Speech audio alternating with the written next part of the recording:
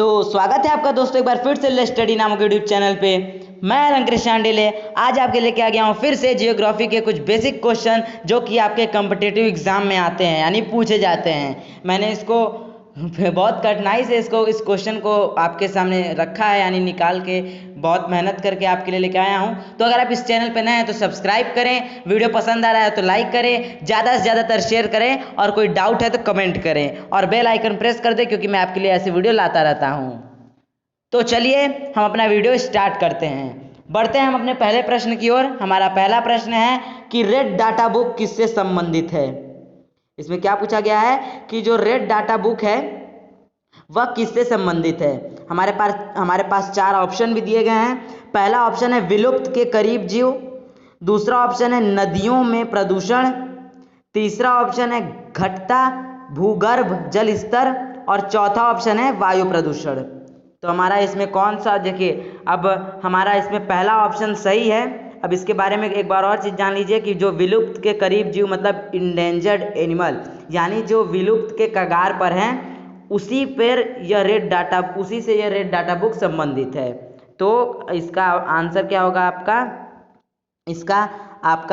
इसका आंसर होगा विलुप्त के करीब जीव, यानी क्या होगा इसका आंसर विलुप्त के करीब जीव। ठीक है, तो हमारा option first is right answer.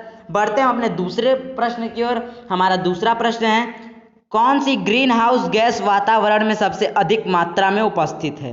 ठीक ना, इसमें पूछा क्या गया है कि जो ग्रीन हाउस गैस होती है वो अपने वातावरण में कौन सी ग्रीन हाउस सबसे ज़्यादा मात्रा में पाई जाती है। तो पहला दिया है प्रोपेन, दूसरा दिया गया है एथेन, तीसरा दिया गया है कार्बन डाइऑक्साइड और चौथा दिया गया है मीथेन। तो हमारा इसमें दूसरा ऑप्शन सही है, आपको पता होगा कि हमारा तीसरा ऑप्शन सही है।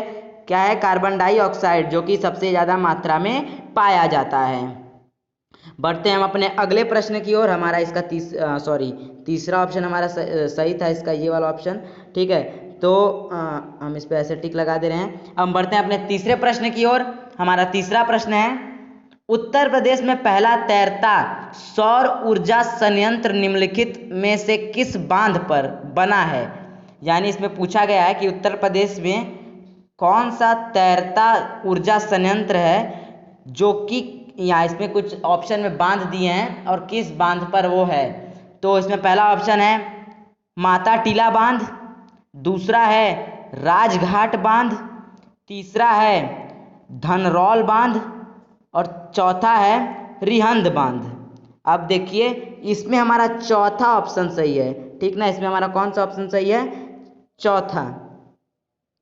और चौथा ऑप्शन जो रिहंद बांध है वो कहाँ बना है ये भी जान लीजिए, ये है सोनभद्र जिले में। ठीक, कहाँ पे है ये रिहंद बांध आपका कहाँ है, सोनभद्र जिले में है। बढ़ते हम अपने अगले प्रश्न की ओर। हमारा अगला प्रश्न है कि अजरबैजान की राजधानी बाकू निम्नलिखित में से किस एक सागर के किनारे स्थित है। यानी इसमें एक अजरबैजान की एक राजधानी बाकू का नाम दिया गया है, वहाँ पे हमारा ऑप्शन दिया गया है। इसमें से पूछा गया है कि किस समुद्र के तट पर वह स्थित है। तो हम देखते हैं क्या है। हमारा पहला ऑप्शन है काला सागर, दूसरा ऑप्शन है हमारा लेवेटिन सागर, तीसरा ऑप्शन है हमें कैस्पियन सागर और चौथा ऑप्शन है हमारा अरल सागर। ठीक है, हमारा ये तीसरा ऑप्शन क्या है, कैस्पियन सागर। मैंने कैस्पियन बोल दिया, प्रोनाउंसिएशन गलत है, कैस्पियन सागर होगा। चौथा ऑप्शन आपका अरल सागर है। तो हमारा इसमें तीसरा ऑप्शन कैस्पियन सागर सही आंसर है। क्या हमारा आंसर सही है, कैस्पियन सागर। ठीक ना, यह क्या है, इसी पर राजधानी बाकू स्थित है, इसी के तट पर। अब हम बढ़ते हैं अपने अगले प्रश्न की ओर। हमारा अगला प्रश्न है सेल्वा वनों की विशेषता क्या है। सेल्वा वन मतलब सेल्वा रेन फॉरेस्ट, ठीक ना, की विशेषता क्या है। ठीक ना, अब इसमें क्या कौन कौन सा ऑप्शन दिया गया है, चौड़ी पत्ती सदाबहार, दूसरा ऑप्शन है चौड़ी पत्ती पतझड़, तीसरा ऑप्शन है शंकुधारी सदाबहार और चौथा ऑप्शन है शंकुधारी पतझड़। ठीक है, तो हमारा इसमें होगा सही ऑप्शन फर्स्ट। ठीक ना, हमारा इसमें क्या सही होगा, ऑप्शन फर्स्ट। ऑप्शन फर्स्ट है हमारा चौड़ी पत्ती सदाबहार, ठीक ना, चौड़ी पत्ती सदाबहार यानी सेल्वा जो रेन फॉरेस्ट है उसकी पत्तियां काफ़ी चौड़ी होती है और वृक्ष बहुत लंबे होते हैं जो ऊपर की ओर से कैनोपी या रूफ लाइक स्ट्रक्चर बनाते हैं। यानी अगर आप रेन फॉरेस्ट में कभी जाएंगे तो आपको, अगर आप ऊपर देखेंगे तो आप जो पेड़ हैं उनकी पत्तियां बहुत चौड़ी होती हैं और जो ऊपर पेड़ है इतने पास पास रहते हैं कि वह ऊपर एक रूफ लाइक स्ट्रक्चर और कैनोपी लाइक स्ट्रक्चर बनाते हैं जिससे कि सूर्य की किरणें इसमें आपको पता है कि आपका जो पत्तियां हैं मोटी हैं मतलब चौड़ी हैं तो जो सूर्य किरणें हैं वो ज़्यादातर ज़मीन पर नहीं पड़ पाती हैं। बढ़ते हैं हम अपने अगले प्रश्न की ओर। हमारा अगला प्रश्न है सबसे अधिक स्थिर, क्या है इसमें ऑप्शन कि सबसे अधिक स्थिर पारिस्थितिकी तंत्र कौन सा है, ठीक ना। इसमें हमारा पूछा क्या गया है कि सबसे अधिक स्थिर पारिस्थितिकी तंत्र कौन सा है। हमारा ऑप्शन क्या क्या दिया गया है, देखिए पहला ऑप्शन है हमारा महासागरीय, दूसरा ऑप्शन है हमारा वन, तीसरा ऑप्शन है हमारा पर्वतीय और चौथा ऑप्शन है हमारा मरुस्थल।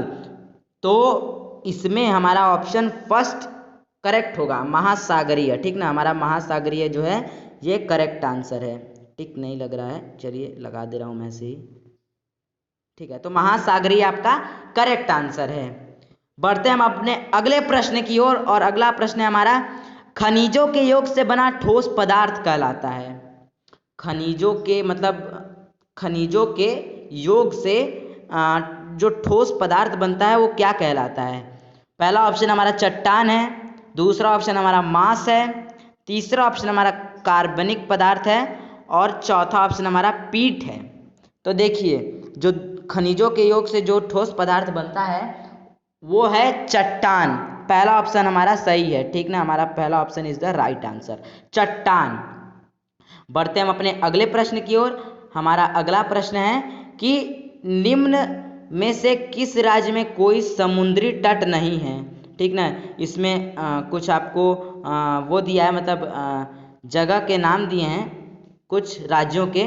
तो इसमें पूछा गया है कि कौन सा ऐसा राज्य है इनमें जिसके जो समुद्र से तट से लगा नहीं है, ठीक ना। तो हमारा पहला ऑप्शन क्या है, उड़ीसा, दूसरा ऑप्शन है हमारा आंध्र प्रदेश, तीसरा ऑप्शन है हमारा बिहार, चौथा ऑप्शन है हमारा पश्चिम बंगाल। तो जैसा कि आप सब जानते हैं, आपको सबको पता होगा, मुझे लगता है 90% लोग यानी 90 क्या 100% लोग को पता होगा कि भाई बिहार बीच में है, तो बिहार से कोई समुद्र तट नहीं लगा हुआ है। तो हमारा Bihar is a right answer. अब हम बढ़ते हैं अपने अगले प्रश्न की ओर। भारत की निम्नलिखित नदियों में से कौन सी दामोदर नदी की सहायक नहीं है। ये इस बार बीईओ के परीक्षा में आया था, बहुत इंपॉर्टेंट क्वेश्चन है कि भारत में की निम्नलिखित नदियों में से कौन सी दामोदर नदी की सहायक नहीं है, ठीक है। अब क्या है, यूपी बीईओ में ये आया था। अब ये हमारा क्या है, यह जो हमारा बराकर, जमुनिया, बारकी, ये सब आपका दामोदर की सहायक नदियां हैं। तो इसमें बचा क्या, बचा इंद्रावती, ठीक ना। इंद्रावती बचा, तो Indravati is a right answer, ठीक है। इंद्रावती आपका क्या है, राइट आंसर है। लेकिन और यह गोदावरी की सहायक नदी है, ठीक ना। ये किसकी सहायक नदी है, यह गोदावरी की यह सहायक नदी है। अब हम बढ़ते हैं अपने अगले प्रश्न की ओर। हमारा अगला प्रश्न क्या है, भारत में पर्यावरण सुरक्षा अधिनियम निम्नलिखित में से किस वर्ष पारित हुआ था। मतलब जो भारत में पर्यावरण सुरक्षा अधिनियम था वो किस वर्ष में लागू हुआ था या फिर आया था, ये कह सकते हैं आप जो भी। तो इसका जो पहला मतलब इसका हम देखते हैं क्या है।